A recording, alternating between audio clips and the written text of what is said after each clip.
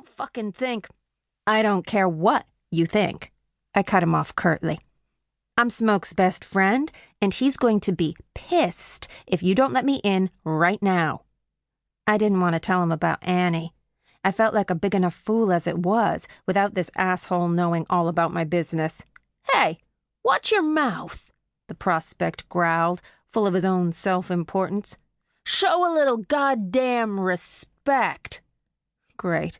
So I was going to be put in my place by a teenage asshole while my violent ex had my kid, and all because of a little respect. Typical biker. I'd opened my mouth to tell him what he could do with his goddamn respect when Tiger came out through the doors, cigarette in one hand, beer in the other. Tiger was one of Smoke's best buddies, tall and leanly muscled like Smoke. He had dark, almost black hair that glinted with copper in some lights and strange amber eyes that had apparently given him his road name. Tiger was an asshole, but he was less of an asshole than this idiot in front of me. Hey, Cat, Tiger said as he spotted me, his deep voice rough. What's brought you down here?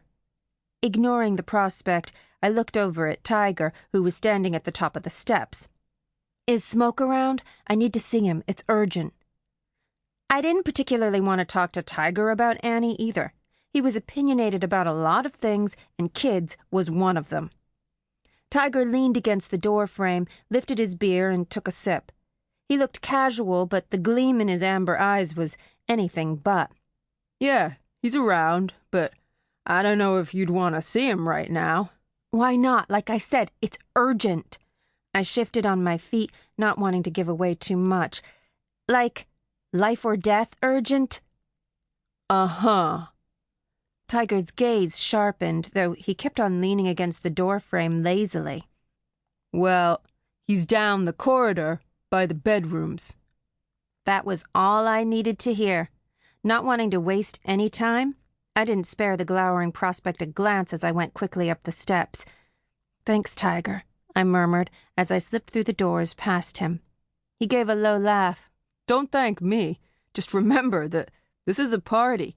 Don't blame me if you run into something you don't like. I should have listened to him, but I didn't. My head was too full of my kid and the asshole who'd picked her up from school and hadn't brought her back like he'd told me he would. Who wouldn't respond to my texts or calls. Fear sat heavy and cold in my gut, but I tried to ignore it as I stepped into the clubhouse. Panicking wouldn't help anyone, least of all Annie. Watch out for yourself, Cat, Tiger called behind me. You know what a night's party is like. An unspoken-for woman is fair game. Actually, I didn't know what a night's party was like. I'd never been to one. But Smoke had told me enough about them. Lots of drinking, smoking, and loud music. Drugs, public sex. Sounded hideous to me, but then again, I wasn't a knight and I didn't go to parties, so it wasn't my place to judge. Still, as I made my way down the corridor, I realized I was in the thick of it now, and yeah, I was damn well judging. The common area of the clubhouse looked like a group of frat boys had gone wild in a huge, drafty warehouse. Fat black leather couches, pictures of bikes and naked women on the wall, a couple of tables covered in beer bottles. The air stank of cigarette smoke, joints, and spilled beer. There was a bar down one end, where a guy was pouring shots onto the stomach of a mostly naked girl who was laughing and in danger of overturning the shot glasses. I headed straight through the doorway without stopping or looking around, trying not to draw the attention of the mass of leather-clad bikers sitting on the couches or standing around near the bar.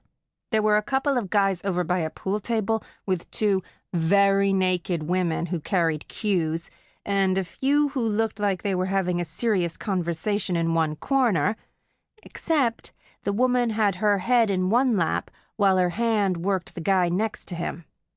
Jesus. Smoke hadn't been kidding about these parties.